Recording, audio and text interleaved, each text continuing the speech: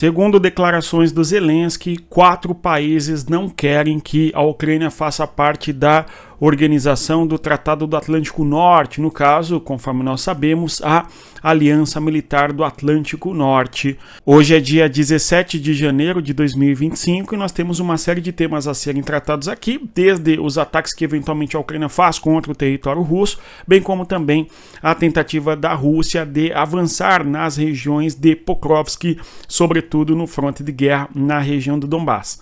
Antes de avançar, eu vou pedir a você que deixe o like e se inscreva no nosso canal. A declaração do Zelensky veio num momento em que o Zelensky se encontrava com o primeiro-ministro do Reino Unido, a fim de certamente elucidar e trazer às claras que a Ucrânia busca parcerias estratégicas e o Reino Unido é um país importante neste sentido, mesmo porque o Reino Unido, conforme nós já mencionamos aqui, é o país que primeiro disse que a Ucrânia poderia sim utilizar os mísseis de longo alcance contra o território da Rússia. E, na sequência, nós temos essas declarações do Zelensky que são bastante reveladoras a respeito do modo como ocorre a questão da geopolítica no atual cenário. Antes de avançar, se os conteúdos aqui do nosso canal ajudam você a compreender as questões da geopolítica, eu peço para que você deixe o like e divulgue o nosso conteúdo às pessoas que gostam de geopolítica. Então, tema importante, essa discussão diplomática da Ucrânia sobre pertencer ou não à OTAN. Agora, nós temos a Ucrânia buscando fazer ataques contra territórios da Rússia, conforme nós observamos, com drones e também com mísseis, os tais mísseis Ataque-MS. E são duas as províncias que a Ucrânia buscou atingir nas últimas horas, conforme nós observamos com dados e atualizações. É o caso da província de Kaluga e também a região de Belgorod. Eu falo província, mas o nome mais oficial ali no território tanto da Rússia quanto da Ucrânia é Oblast, conforme sabemos. Mas no caso aí a região de Kaluga, bem como também a região de Belgorod, sofreram tentativas de ataque da Ucrânia. No caso de Belgorod chama a atenção porque o objetivo da Ucrânia era atingir o sistema de defesa antiaéreo daquela região, no caso, o defesa de antiaéreo russo naquela localidade S-400, que nós bem conhecemos, é um dos mais notáveis e importantes sistemas de defesa antiaérea da Rússia, que funciona de maneira razoável para defender a Rússia eventualmente de ataques feitos por drones ucranianos ou mesmo mísseis ocidentais que a Ucrânia utiliza hoje para atingir o território da Rússia e tal. Nós temos, por fim, justamente o seguinte, a Ucrânia, repito, fazendo ataques contra a região de Kaluga, com drones e contra Belgorod. E em Belgorod fica na fronteira imediata da Ucrânia e é justamente uma região onde se cogitou muito a possibilidade da Ucrânia eventualmente também fazer uma incursão militar nesta região, uma vez que a Ucrânia também fez a incursão militar ou a invasão, ou se chame como quiser, na região de Kursk lá em agosto de 2024, porque fica mais ao sul. Aliás, quando a Ucrânia fez a ocupação militar no território de Kursk, depois nós até comentamos várias vezes da possibilidade da Ucrânia marchar na direção sul, a fim de entrar também na região de Belgorod, mas acabou não fazendo. Fato é que há uma preocupação bastante considerável em Belgorod a respeito dos ataques que a Ucrânia faz utilizando drones e mísseis.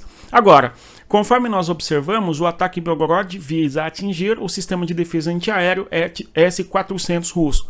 Por sua vez, nós temos, conforme observamos, a Ucrânia fazendo ataques contra o território russo, reiterando, sempre buscando atingir alvos militares. Tanto é que nós tivemos a Ucrânia fazendo ataques contra a região de Saratov há alguns dias, acertando ali um tanque de combustíveis. O fogaréu, eventualmente, nos tanques de combustíveis ficou alguns dias, foi cessado. Depois a Ucrânia fez um outro ataque na região de Saratov, mais precisamente na localidade de Engels 2. Nós temos ali uma região que é uma cidade no interior de Saratov, chamada Engels 2, e nesta região, em Engels 2, é onde nós temos o abastecimento de aeronaves russas que são usadas no fronte de guerra para lançar bombas e mísseis contra a Ucrânia e tal. Então, ainda está em chamas, não somente Saratov, que fica no interior do território da Rússia, bem como também na região de Voronezh. Voronezh, a Ucrânia fez o ataque a fim de atingir esta região com o foco em destruir depósitos de combustíveis. No caso, os depósitos de combustíveis da Rússia são usados tanto no fronte de guerra, bem como também a Rússia é um país que exporta em grande quantidade, conforme nós sabemos, petróleo, gás, combustíveis de maneira geral, e a Ucrânia busca atingir a economia de guerra da Rússia, conforme nós observamos. Agora, em termos de ataques, a Rússia fez uma série de ataques contra a Ucrânia. Nós temos que a Rússia faz ataques contra a Ucrânia na casa ali de dezenas de drones e também mísseis todos os dias, conforme nós sabemos. E na região de Dnipro, também chamada de Dnipropetrovsk, que é uma província ucraniana, a região, não é, de Dnipro, mas chamada assim, nós tivemos a Rússia atingindo o vilarejo ali de Kryvyi Rih. E nesta região de Kryvyi Rih, a Rússia acabou atingindo alvos civis. Então, a Rússia faz uma série de ataques contra o território da Ucrânia e, infelizmente, atingindo novamente alvos civis nesta região com baixas civis, com perdas humanas de cidadãos que não estão no fronte de guerra e são pessoas que estão apenas buscando manter a sua vida, enfim.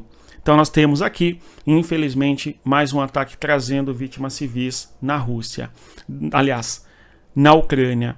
Nós temos ainda outros assuntos a tratarmos, como é o caso da Rússia, falando aí o porta-voz Peskov. Peskov é o porta-voz do Kremlin. Nós tivemos um encontro há 2 dias entre a Ucrânia e o Reino Unido.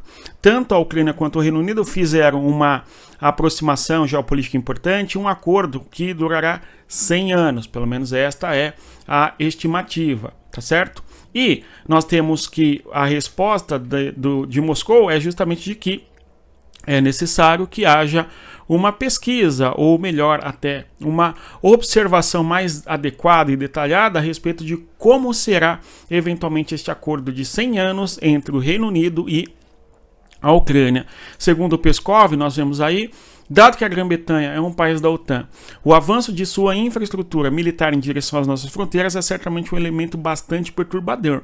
Em qualquer caso, será necessário analisar melhor o que acontecerá. Ou seja, o acordo entre Ucrânia e Reino Unido, pelo que foi reportado aí junto aos meios de comunicação, traz uma aliança e uma parceria envolvendo questões militares, tanto na questão da defesa terrestre, mas também na questão marítima.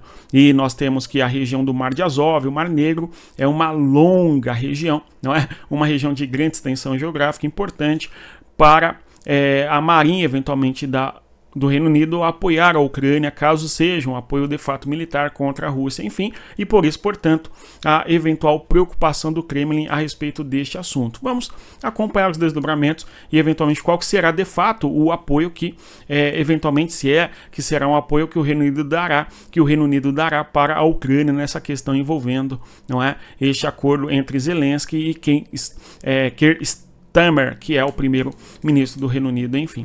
Outros temas importantes, além destes, nós temos também um assunto fundamental que envolve o Brasil. A questão do Brasil, vamos aqui observar, Brasil e o assunto das crianças que teriam sido sequestradas pela Rússia no contexto da guerra. Nós assistimos há alguns dias o chefe do gabinete da presidência ucraniana, o Andriy Yermak, convidando o Brasil para que o Brasil intermediasse, para que o Brasil atuasse junto à Ucrânia e, eventualmente, a organismos internacionais, para que as crianças, eventualmente, que foram sequestradas pela Rússia, retornassem, voltassem para suas casas no território da Ucrânia, enfim. Nós temos uma acusação, segundo Zelensky, a Ucrânia, enfim, de que a Rússia, quando chegou nas regiões de Kherson, de Zaporizhia e também no Donbass, separou pais de crianças e eventualmente levou tais crianças para a Rússia a fim de que fossem adotadas por cidadãos russos, enfim. E a Ucrânia acusa justamente a Rússia de, neste momento, ter feito ali sequestro de 20 mil crianças. Nós temos que, consequentemente a isso, o Tribunal Penal Internacional fez uma um mandato de prisão contra o Vladimir Putin, tanto é que o Putin tem as restrições de viajar para países os quais são signatários do Tribunal Penal Internacional, o chamado Estatuto de Roma, enfim. Então, nós temos este tema novamente voltando, porque o governo brasileiro, através do Itamaraty, deu uma resposta. E a resposta do Brasil foi em 3 partes. Eu quero até lê-la aqui com vocês. Olhem vocês. Notem aí, então, vou destacar na cor vermelha. O governo brasileiro, abre aspas, não é, tem reiterado de forma clara e inequívoca a sua condenação à invasão russa do território ucraniano na Organização das Nações Unidas. E, de fato, o Brasil, lá no contexto da ONU, a nossa diplomacia foi bastante crítica em relação à invasão da Rússia no território da Ucrânia, enfim. E em outros fóruns multilaterais, inclusive no próprio BRICS, segundo a nota do Itamaraty, fecha aspas. Na sequência, o governo brasileiro disse o seguinte, ó, a questão das crianças ucranianas representa um dos aspectos mais trágicos e preocupantes do conflito russo-ucraniano. A preocupação com questões humanitárias tem sido um importante elemento do posicionamento do Brasil em relação ao conflito, do que são exemplos: a concessão de visto temporário e autorização de residência a ucranianos do Brasil para fins de acolhida humanitária. Ou seja, o Brasil está dizendo que abrimos as nossas fronteiras para os ucranianos, não é? Nessa perspectiva de ajuda humanitária, para aqueles que refugiam-se da guerra, enfim. A adoção, voltando aqui no texto, a doação, a apoio e a doação, a doação e o apoio a doações de caráter humanitário e a atuação do país em fóruns internacionais onde temas humanitários são tratados. Ou seja, o Brasil está dizendo que a questão das crianças é realmente algo preocupante, é trágico, enfim, mas respondeu que nós estamos tratando de receber bem os ucranianos, enfim. Não tratou da questão das crianças e de condenar a Rússia, conforme nós podemos bem observar. Agora, o terceiro e último parágrafo da nota evidencia, enviada no caso, a reportagem, no caso a reportagem foi feita aí pelo Jornal Brasileiro, tá? Trata do plano de paz da China. Os entendimentos comuns entre Brasil e China sobre uma resolução política para a crise da Ucrânia, de maio de 2024, abordam o tema de proteção das crianças em seu ponto 3. São necessários esforços para aumentar a assistência humanitária em áreas relevantes e prevenir uma crise humanitária de maior escala. Ataques a civis ou instalações civis devem ser evitadas e a população civil, incluindo mulheres, crianças e prisioneiros de guerra, deve ser protegida. Então, o Brasil não se comprometeu com a Ucrânia, conforme nós podemos observar, fecha aspas, né, da nota do Brasil, no que se refere a, como nós podemos dizê-lo, né, a ajudar nesse processo de condenação da Rússia e, de certa maneira, pressionar a Rússia para que as crianças sejam devolvidas. Enfim, o Brasil chamou a atenção para a proposta de paz que existe entre a China e o Brasil. No caso, o Brasil chama de movimento, certo? Onde propõe um cessar-fogo imediato, um congelamento do fronte de guerra, tá certo? A grande discussão crítica em relação à proposta de paz da Rússia e da China é de que é uma proposta que, em boa medida, requer uma espécie de rendição da Ucrânia. Por isso, portanto, a Ucrânia não aceitou a proposta do Brasil e da China no contexto do cessar-fogo. Nós falamos aqui a respeito, detalhamos até como que é essa proposta de paz da China e do Brasil em conjunto no âmbito da guerra, enfim. Agora, nós temos por fim destroços de drones da Rússia no território da Romênia. O território romeno é fronteiriço com a Ucrânia e é mais um país que assiste. É a segunda vez, salvo engano, que destroços de artilharia, eventualmente da Rússia, caem em solo romeno. Tudo bem? Então, é um alerta aí para o território tanto da Romênia quanto da Polônia, bem como também a Hungria e também a Eslováquia, que são países fronteiriços com a Ucrânia e eventualmente podem ter em seu território artefatos de guerra que ultrapassam a fronteira e acabam caindo nas regiões vizinhas, enfim. Foi o caso da Romênia hoje. Agora, Zelensky, conforme nós começamos o nosso vídeo aqui, eu reitero a você, deixa o like, se inscreva no canal, antes de nós concluirmos aqui, para que mais pessoas tenham acesso ao nosso conteúdo aqui de geopolítica, sobre geopolítica, enfim. No caso, Zelensky afirmou que os Estados Unidos, a Eslováquia, a Hungria e a Alemanha são países que não querem a Ucrânia na OTAN. a OTAN, a organização militar, onde se acredita que se a Ucrânia fizesse parte da OTAN, a Ucrânia teria garantias maiores diante de ameaças da Rússia e coisa do gênero. Pelo menos esta é uma das apostas que existe por parte da Ucrânia, tá certo? Quando olhamos para o fronte de guerra, o seguinte: Kursk, né? Região russa que a Ucrânia ocupa desde o dia 6 de agosto.